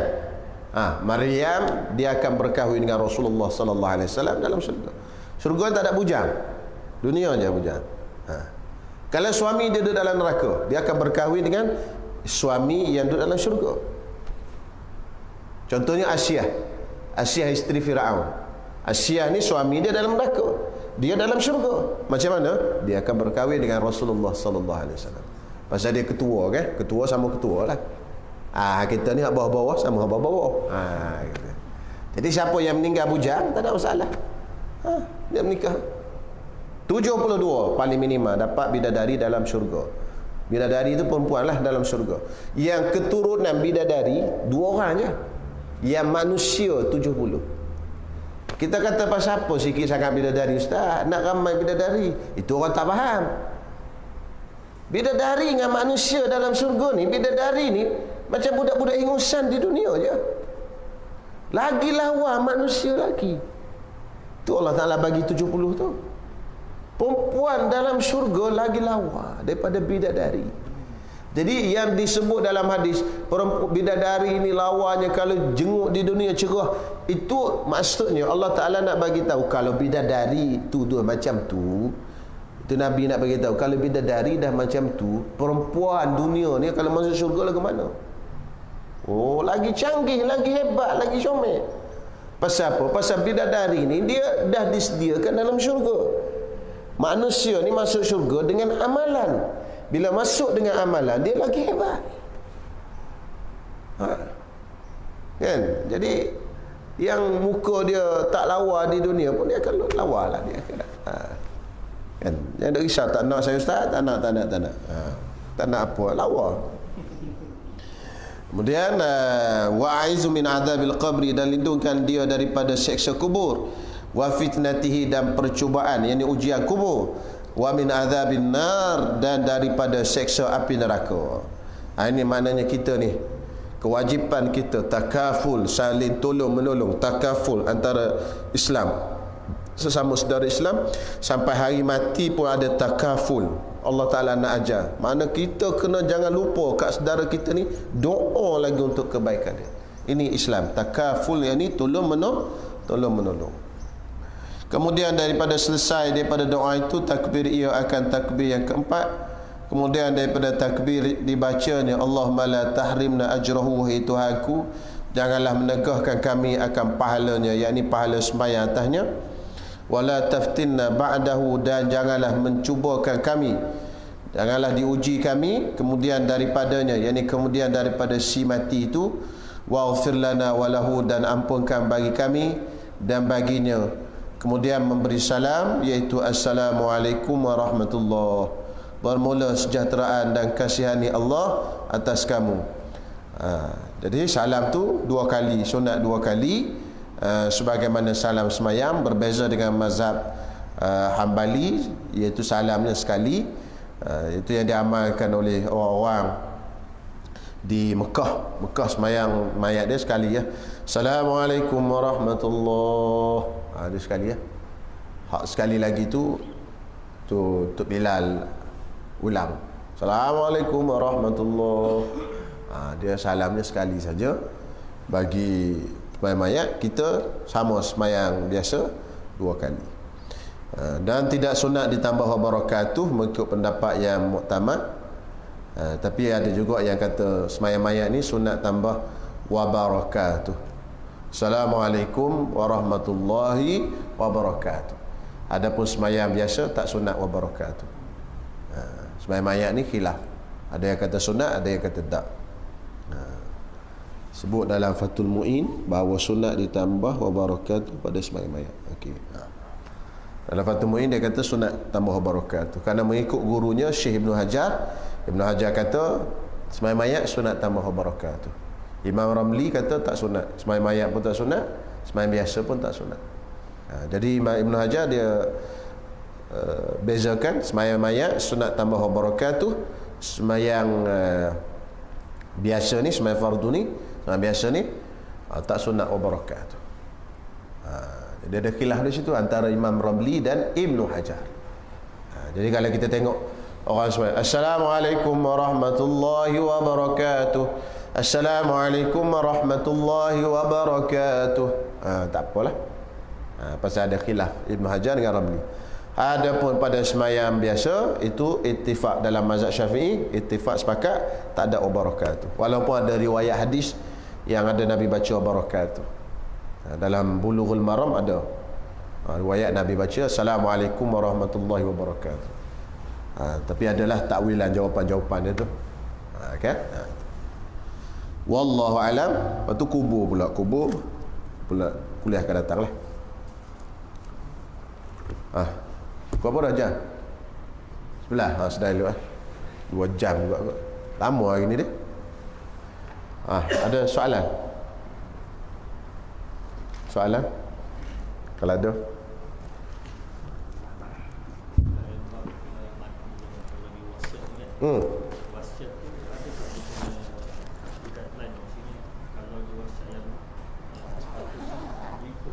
Tak boleh. Wasiat ni tamanya dia tidak boleh melanggar syariat. Pertama, kalau dia kata saya pesan, kalau saya mati nanti mayat saya kena bakar, tak boleh. Pasal itu melanggar syariat. Macam mana pula? Kan? Kalau saya mati nanti mayat saya tanam diri, tak boleh. Diri itu Syiah. Mayat tanam diri ni Syiah. Tak boleh. Kita kan kena tanam diri menghadap kiblat. Itu bertentangan dengan syarak. Kan? Syiah dia tanam mayat diri. Dia kata senang, akhirat besok bangun tu berjalan, tak payah mengangkok-angkok nak bangun. Yang kedua, antara gad lainnya ialah kalau wasiat ke harta, antara dia ialah wasiat itu tidak boleh pada waris. Pasal waris dah dapat pusaka dah. La wasiyata li warisin, tidak boleh wasiat pada waris. Kalau wasiat sekalipun boleh dilaksanakan, tapi dengan syarat mendapat persetujuan semua ahli waris yang lain. Contohlah Anwar wasiat ke anak dia. Anwar kata, semua harta saya ni saya wasiatkan kepada anak perempuan saya. Kata dia ada seorang anak perempuan, tak ada anak lelaki. Jadi harta tu terpaksa berpecah part lain kan. Jadi terpaksa pergi ke pak saudara dan sebagainya. Jadi dia wasiatkan semua untuk harta anak dia. Tapi pak saudara dapat. Pak saudara mana? Pak saudara si budak tadi lah, mungkin dia beradik Anwar apa semua kan, dapatlah harta pusaka pasal dia dapat melalui asabah. Walaupun dia wasiat kepada anak dia saja. Wasiat tak boleh membatalkan waris, tak boleh membatalkan pusaka. Tetapi kalau nak laksanakan juga boleh, tapi pak saudara tadi kena setujulah dengan wasiat tadi. Itu je lah guideline. Tak apalah, dah katalah adik-adik Anwar, lelaki perempuan kata tak apalah, dah abang long wasiat itu untuk anak dia, kita bagilah kat budak tu pun tak ada harta. Tak apalah, dia setuju. Tapi kalau dia tak setuju, dia tak boleh. Pasal dia harta pusaka tu hak Allah Ta'ala tetapkan dalam Quran. Yang wasiat kita buat ni hak manusia, kan? Hak manusia. Lalu hak manusia ni tak boleh membatalkan hak Allah Ta'ala. Cuma bolehnya kepada selain daripada waris, kan? Bolehlah dalam kadar 1/3. Contoh Anwar wasiat kat Farouk, dia bukan waris bawah ni, kan? Bolehlah dalam kadar 1/3. Tak boleh minta izin siapa. Itu hak si mati, 1/3 harta dia boleh buat. Dia boleh uruskan harta dia tu dalam 1/3 selepas mati. Jadi maknanya kalau saya meninggal, rumah ni saya wasiatkan kepada Farouk, kata Anwar kata. Lalu cek harta rumah tu kurang daripada 1/3 harta dia. Maknanya harta dia banyak lah, rumah mungkin ada 10 biji lagi, kata. Jadi tak sampai 1/3 harta, boleh lah, laksanalah wasiat. Dan waris pun tak ada hak untuk membatalkan. Pasal itu hak si mati, 1/3 harta tu dia. 1/3 harta tu hak si mati. Si mati boleh uruskan 1/3 tu mengikut kehendak dia macam mana. Kalau lebih 1/3 tak boleh. Untuk waris, pasal dia dah dapat pusaka, dia tak boleh dapat dua benda. Pusaka dapat, wasiat dapat, dia tak boleh. Jadi kalau misalkan tadi wasiatkan semua macam tu, dia nak lulus tadi, dia kena dapat persetujuan ahli waris yang lain lah. Kira ahli waris kena tolak lah, bagi dia tolak. Dia sepatutnya dapat kan, tak apalah, kita tolak, mana kita bagi laksanakan. Kira dia tolak lah bahagian dia. Itu hak dia, dia boleh tolak lah. Itu kan. Sebab itu wasiat untuk waris kita semua tak boleh, tak laksana melainkan mendapat persetujuan yang hidup. Siapa juga wasiat kita pesan, kalau ayah meninggal, harta tu bagi sama rata ya. Jadi katalah ada satu adik perempuan, satu anak perempuan, satu anak lelaki. Jadi nak dibagikan sama rata. Sepatutnya anak lelaki dapat 2, anak perempuan dapat 1 kan. Jadi dia nak dibahagikan sama rata. 1/2 daripada milik dia itu, 1/2 lagi daripada milik si anak lelaki itu nak diberikan kepada anak perempuan. Jadi 1/2, 1/2 kan. Nak dibagi sama rata. Dia 3 bahagian, 2 dapat 1 lelaki, 1 dapat anak perempuan. Sekarang ni 1/2 daripada bahagian dia ni nak diberikan kepada anak perempuan. Boleh ke tak? Atas kehendak dia lah. Anak lelaki kata apalah, kita dia adik-beradik 2 orang ni bagi sama rata lah. Tak apa. Dia kata mana boleh? Tak boleh lah. Itu hak dia. Itu hak masing-masing. Itu antara guideline wasiat. Okey, banyak lagi lah bincang ni. Nanti kita jumpa dalam bab wasiat di belakang. Ada soalan? Ada 2 soalan. Ya. Soalan pertama yang pasal hari bala. Ada tanda-tanda bulan bila? Tak ada tanda bila. Cuma Nabi SAW sebut secara umum. Dalam setahun ada turun bala, tak ada bila. Tak ada tanda bila. Cuma ada sebahagian mereka yang berijtihad. Itulah dia kata hari Rabu terakhir bulan Safar tu. Jadi mereka berdoa je lah. Jadi tanda tu tak ada dalam riwayat khas, tak ada dalam riwayat yang khas tunjuk bila. Tapi setahun ada satu hari turun tu ada hadis. Tapi bila tak ada. Tanda bila tak ada. Cuma itulah yang tadi saya sebut tadi tu, ada yang berpandangan dia adalah hari Rabu terakhir bulan Safar. Tapi tidak ada riwayat yang jelas dalam bab itu. Jadi kalau kita rasa bimbang benda itu betul, tak ada masalah lah. Kita doa je lah kat Tuhan tu je lah. Kita disuruh berdoa, doa je bila-bila masa kan. Jadi kalau kita rasa benda itu mungkin ada betulnya, mungkin pasal benda tak pasti, mungkin ada betul, mungkin tidak, untuk berwaspada kita berdoa, tak ada salah kan. Salam tadi. Salam biasa. Tak salam semayang. Salam semayang selain daripada semayang jenazah, Assalamualaikum warahmatullahi. Kat tu je. Kalau semayang jenazah ada khilaf. Satu ulama kata sunat tambah warahmatullahi wabarakatuh. Satu ulama kata tak sunat juga, sama macam semayang biasa yang lain. Adapun di luar semayang lagi panjang lagi bagus. Assalamualaikum warahmatullahi wabarakatuh. Sunat kita jawab lebih Assalamualaikum warahmatullahi wabarakatuh wa maghfiratuh. Wa idza huyyitum bi tahiyyatin fahayyu bi ahsana minha aw rudduha. Dalam Quran kata kalau kamu diberi ucapan, balaslah ucapan itu seperti ucapan tu ataupun lebih baik daripadanya. Maknanya Assalamualaikum paling kurang kita jawab, yang afdalnya jawab lebih Waalaikumsalam warahmatullahi, lebih. Ataupun paling kurang sama Waalaikumsalam. Makruh kurang. Kalau orang jawab Assalamualaikum warahmatullahi, kita jawab Waalaikumsalam, itu makruh. Pasal Allah Ta'ala kata wa idza huyyitum bitahiyyatin, bila kamu diberi ucapan salam, fahayyu bi ahsana minha, jawablah dengan lebih baik padanya, mana lebih panjang daripada au rudduha, ataupun yang sama. Jadi lebih baik atau sama, kurang itu makruh. Itu ingat tu kaedah jawab salam. Assalamualaikum, Waalaikumsalam warahmatullahi, itu bagus. Waalaikumsalam, okey, tak ada masalah. Pendek pada tu tak ada lah, kan? Kalau bagi saya Assalamualaikum warahmatullahi, jawabnya Waalaikumsalam warahmatullahi wabarakatuh, itu bagus. Waalaikumsalam warahmatullahi, itu okey, sama. Kalau Waalaikumsalam saja, itu makruh. Pasal pendek daripada orang yang bagi salam. Sebab itulah ada juga setengah ulama mengatakan, disebut dalam kitab Majmu' Imam Nawawi, sunat khatib bagi salam pendek untuk beri peluang kepada makmum jemaah dapat pahala lebih. Jadi khatib sunat bagi salam Assalamualaikum. Jadi makmum boleh jawab panjang Waalaikumsalam warahmatullahi wabarakatuh, untuk bagi ruang makmum dapat pahala banyak. Tapi rasa kekok pula Assalamualaikum, tak tadi.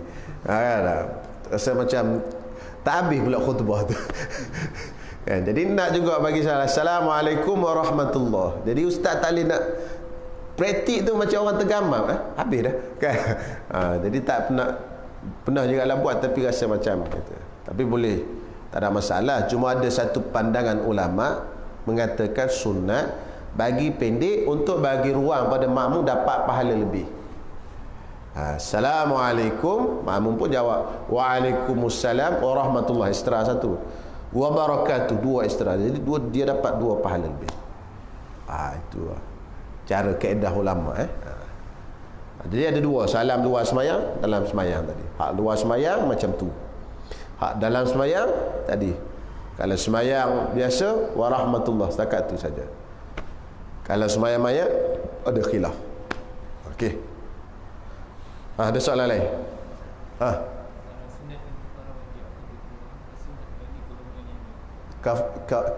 Kifarah sunat. Dia baca betulnya kafarah sunat, kafarah wajib. Kafarah sunat ni kita sunat je buat. Contohnya kalau bersetubuh dengan isteri pada waktu dia datang haid, jadi tak wajib kafarah, tapi sunat kita baik bersedekah, itu kafarah sunat kan. Contoh dia bersetubuh dengan isteri dia waktu haid, haram kan? Haram. Jangan kata sunat pula, haram tu. Cuma tak ada denda Allah Ta'ala tetapkan. Ada denda tak? Tak ada, haram je lah. Taubat pada Allah Ta'ala. Cuma sunat kita bersedekah. Kalau waktu datang darah banyak, maksudnya mungkin darah tu tengah kuat, hari pertama, hari kedua, ketiga tu tengah kuat, maka dia punya kafarah tu 2 dinar kalau tak silap, gitulah, tak ingat ada punya had dia. Itu sunat. 1 dinar. Itu kafarah sunat. Kalau waktu dia dah slow sikit, itu setengah dinar. Itu kurang dia. Itu sunat je, tak ada kata wajib. Sunat sebagai penghapus dosa. Kafarah sedekah ni kan dia boleh menghapuskan dosa. Itu. Tapi kalau kita tak bayar pun tak ada kata berdosa. Itu dia panggil kafarah sunat. Yang kedua kafarah wajib, hak memang wajib kena buat. Kafarah kita zihar, kafarah bersetubuh bulan Ramadan siang hari. Kan, pertama bebaskan hamba. Kalau tak mampu, puasa 2 bulan berturut-turut. Dan seterusnya. Itu kafarah wajib lah. Banyak kafarah zihar, kafarah membunuh, kafarah bersetubuh siang hari bulan Ramadan. Itu kafarah. Jadi yang itu wajib kita buat. Kalau tak buat, dosa. Kalau sampai dia meninggal juga tak buat, maka diambil daripada harta pusaka dia, bayar kafarah tadi. Contohlah masa dia hidup dulu, dia tak bayar kafarah sumpah. Sebagai kafarah sumpah, bebaskan hamba. Kalau tak pilih 3, bebaskan hamba, atau bagi makan 10 orang miskin, atau bagi pakai 10 orang miskin. Kalau tak mampu, puasa 3 hari. Jadi sampailah dia meninggal, dia tak buat benda itu. Lalu bila dia meninggal, dia ambil daripada harta pusaka dia, bagi makan 10 orang miskin. Hak kena bagi hak tinggi sekali lah. Bagi makan 10 orang miskin, ataupun bagi pakai 10 orang miskin. Pakaian tu boleh lah, tak kisahlah apa pakaian, baju selai pun boleh lah. Kain selai kan, beli 10 helai kain pelekat, bagi kat 10 orang miskin. Dia ambil daripada harta pusaka dia. Wajib buat. Itu beza antara kafarah sunnah dan juga kafarah wajib. Tak buat dosa dan tanggung sampai bawa hutang. Hak sunat sunat. Ustaz, kan salah sujud, sujud atas benda yang bergerakkan kita kan. Macam serban ke apa kan. Tapi kalau macam orang tu rambut panjang, dia kira sendiri Ustaz. Rambut panjang kena selak Kan macam ada macam saya macam confuse kan, kata kepala hanya boleh kena sebahagian saja kan. Ya. Jadi maknanya kalau dia sujud di atas benda yang tak bergerak tadi, tak apa tepi tak apa, bukan kepala, dahi, sebahagian dahi.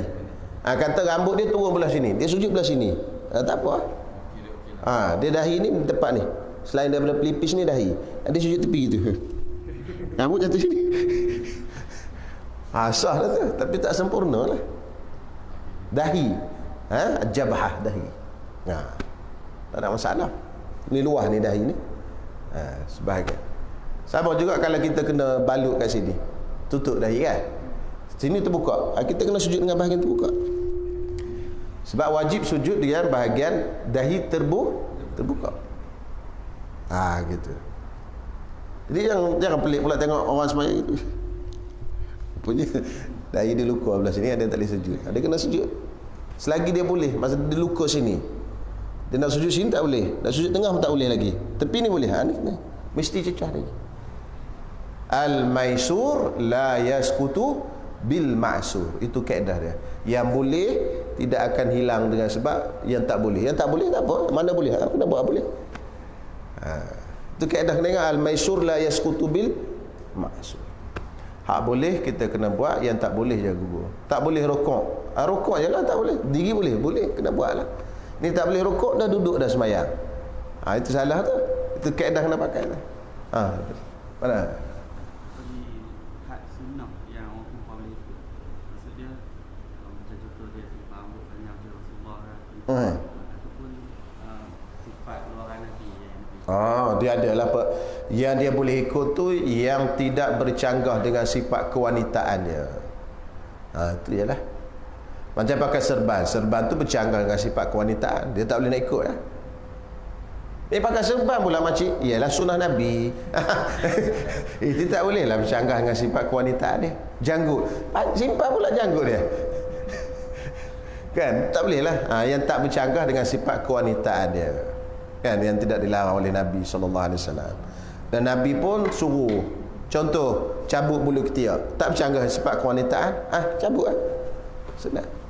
Kalau dia ada beza, kan, contoh yang laki Nabi suruh simpan janggut, yang perempuan kalau berjanggut pun Nabi suruh buang. Pasal itu dia panggil tashwih, dia panggil macam buruk lah kan, muslah dia panggil, tak cantik.